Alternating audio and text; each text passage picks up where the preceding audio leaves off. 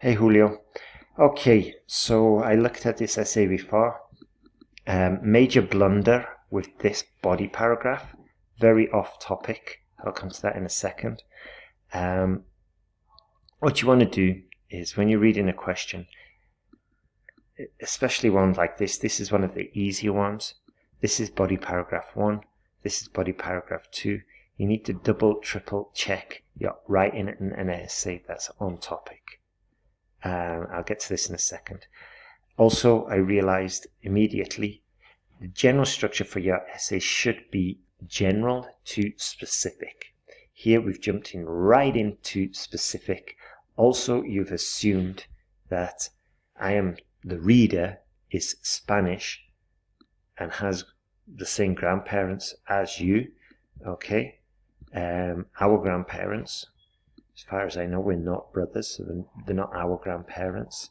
Also, where is it? Yeah, like what our parents have done for us. Again. Okay, so how do we solve some of these issues? Well, here we just start general, as I said. Major Western cities. Yeah, where is it? Yeah, main capital cities from the rural Western. Over the last few decades, there are a number of young workers who have migrated from the rural countrysides of Western countries in order to settle in the main capital cities. Okay? Then use Spanish as your example, Spain as your example. There are numerous reasons which explain this phenomenon, such as the new job opportunities. And again, let's go general. Let's talk about the increased quality of services, such as healthcare, legal services, and the entertainment. And then we give this example. Okay, this sentence is empty. It's an enormous drawback for our society. I could put that into an essay about crime, about nuclear power, about climate change, about education, anything. So we need to make it more specific. In my opinion, this is undoubtedly an enormous drawback for the rural areas and overall for our society. Okay? And now it's slightly more related to the topic. Firstly, it is widely known that young adults are able to find better paid jobs, better, okay, we say higher paid, slightly more specific, or even excel at their careers. I don't know, career opportunities, career ladder, I think we've got later on. Okay, in major cities, in major Western cities than in the countryside of these countries. Okay, general down to specific. Moreover, climbing the career ladder or going up the career ladder is far easier for an individual if he or she moves to the capital. He or she sounds a little bit clumsy. I understand we don't have a catch-all. Technically, we don't have a catch-all pronoun or plural pronoun. So let's just make it all plural. It's far easier for young professionals if they move to the capital city. Okay? Means something similar, but we just avoid this slightly clumsy construction. For example, a recent survey showed that workers who stayed in peripheral cities and approximately write it F-I-F-T-Y, okay, less money than those who left these towns. As a result, it is undeniable that wages and the so-called career ladder, one of the main causes of this migration. Excellent.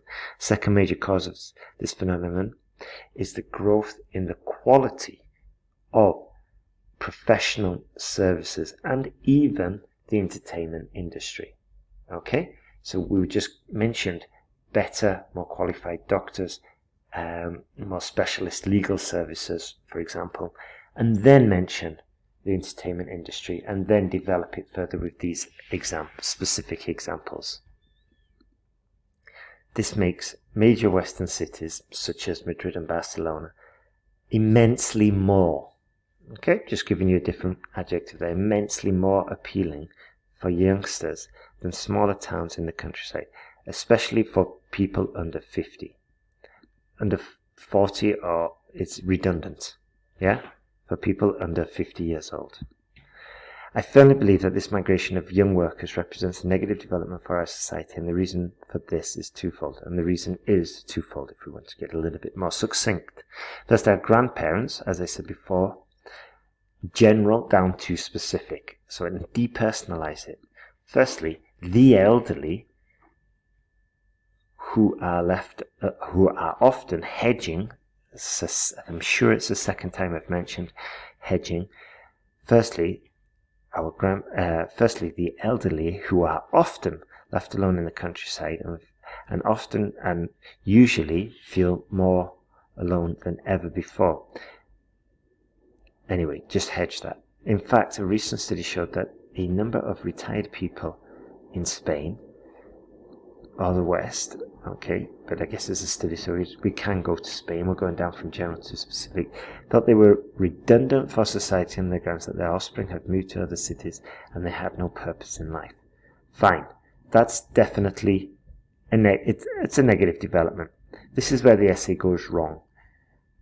First, as I said before, we don't have the same grandparents. So if we appreciate what the elderly, well, if the younger generation appreciated what their parents, yeah, and grandparents have done for them so far, they might think twice before leaving the home. It's off topic, okay?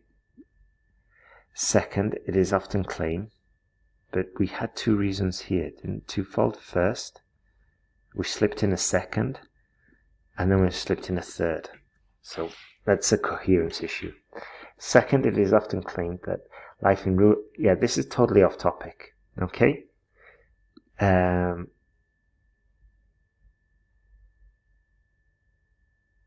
second argument could be going along with your first one, that it's a negative one.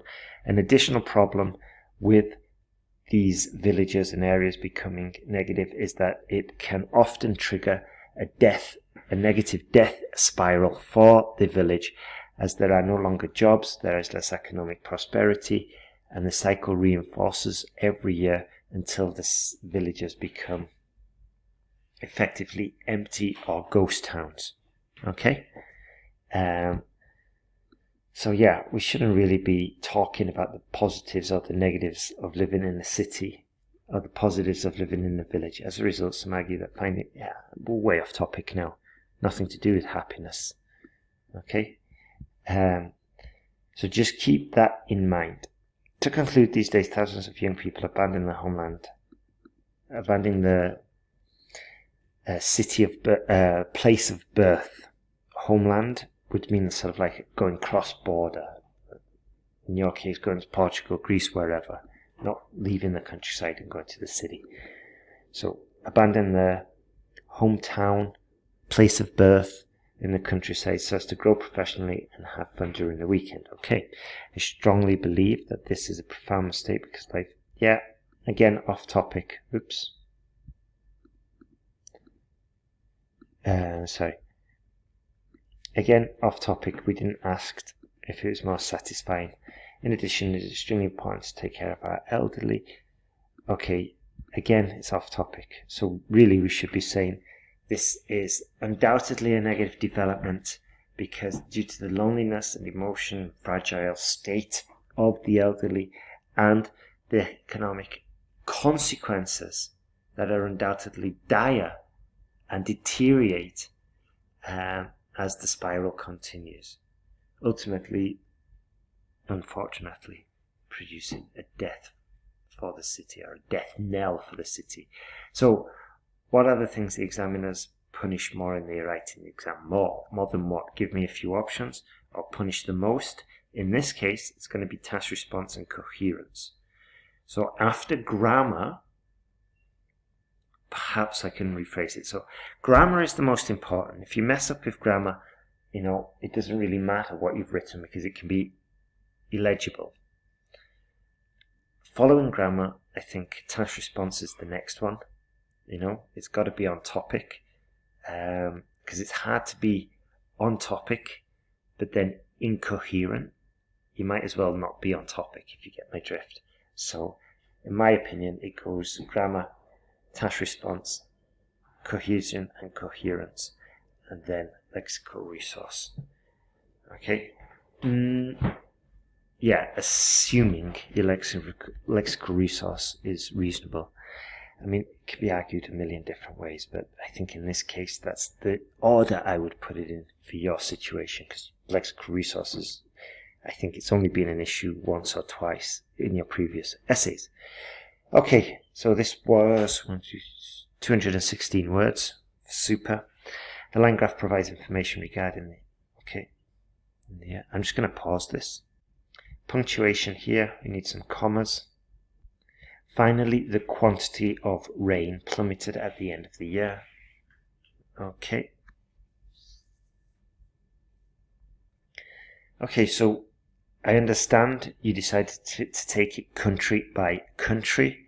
However, perhaps we have missed out on some opportunities to compare the month of May, for example, with the month of the month of May for England, or even spring for England, Scotland and Wales, autumn for England, Scotland and Wales. It's just an opportunity there just to group. We've grouped by countries, which is the most logical. And I totally get it's a very logical approach. However, you might want to consider just comparing a couple of months just to make sure we get the comparisons in there as well. Okay, excellent work there, Julio. Keep on coming.